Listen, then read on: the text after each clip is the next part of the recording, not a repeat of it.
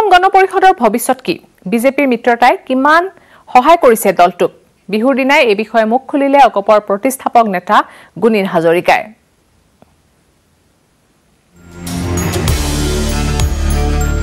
প্ৰবীণ অসম গণ পৰিষদৰ নেতা গুণীন হাজৰিকাৰ বিস্ফোৰক অভিযোগ অসম গণ পৰিষদৰ নেতৃত্ব ক্ষমতা লিপ্সু অসম গণ পৰিষদৰ নেতৃত্ব অসম বিৰোধী অসম চুক্তিক হত্যা কৰা দলৰ সৈতে মিতিৰালি অসম গণ পৰিষদৰ নেতৃত্বৰ বিজেপিৰ নেগুৰত ধৰি বৈতৰণি পাৰ হোৱাৰ চেষ্টা আঞ্চলিকতাবাদৰ চৰিত্ৰ হেৰুৱা অসম গণ পৰিষদৰ নেতৃত্বৰ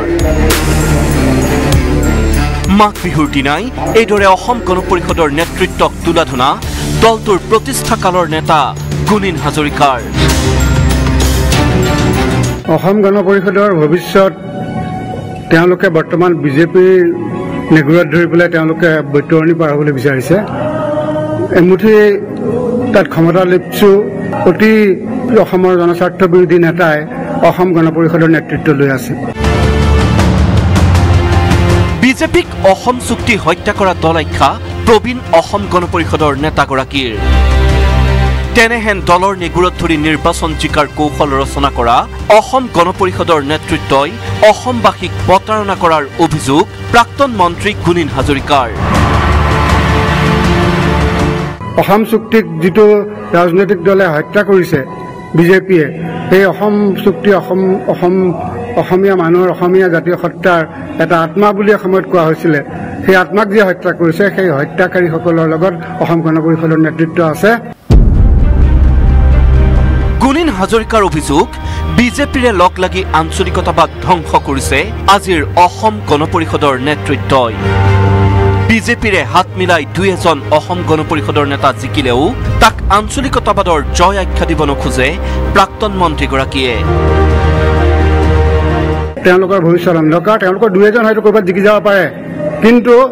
অসম গণ পৰিষদ দলক যে তেওঁলোকে ধ্বংসৰ মুখলৈ লৈ গৈছে সেইটোৱে অসম গণ পৰিষদৰ আঞ্চলিকতাবাদী শক্তিৰূপে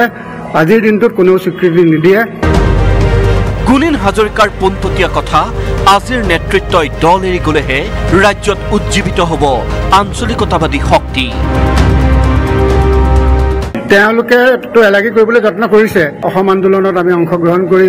আঞ্চলিকতাবাদক যেনেকৈ আমি আগুৱাই লৈ যাবলৈ বিচাৰিছোঁ সেইটো আমাৰ কোনোদিন পূৰণ নহ'ব সেই গতিকে এই বৰ্তমান নেতৃত্ব এই নিৰ্বাচনৰ পিছত অসম গণ পৰিষদৰ নেতৃত্ব এৰি যাব লাগিব আৰু এসময়ত আকৌ অসমৰ মানুহে এটা আঞ্চলিকবাদী শক্তিক আঁকোৱালি ল'ব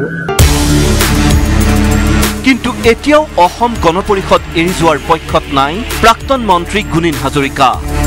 এতিয়াও নৱগঠিত কোনো দলৰ সৈতে যোগাযোগ কৰা নাই বুলি স্পষ্ট কৰি দিয়ে অসম গণ পৰিষদৰ প্ৰতিষ্ঠাকালৰ নেতাগৰাকীয়ে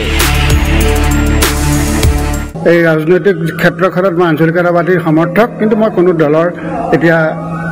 পক্ষত মই নাই কিন্তু আঞ্চলিকবাদী শক্তি যিটো শক্তিশালী ৰূপত থাকিব সেইটোক হেৰি কৰাৰ ক্ষেত্ৰত আগুৱাই নিয়াৰ ক্ষেত্ৰত মই সহায় কৰি যাম প্ৰশ্ন হয় গুণীন হাজৰিকাৰ দৰে এগৰাকী প্ৰবীণ নেতাই অনা এনে বিস্ফোৰক অভিযোগৰ কিবা প্ৰত্যুত্তৰ দিবনে দলীয় নেতৃত্বই নে অসম গণ পৰিষদত এতিয়া এলাগী প্ৰতিষ্ঠাকালৰ নেতা কৰ্মী কলিয়াবৰৰ পৰা দিবাকৰ দাসৰ report news 18 Assam north east Magh বিহুৰ দিনটোতে এটা ডাঙৰ খবৰ আলফা স্বাধীনক আলোচনাৰ মেজলৈ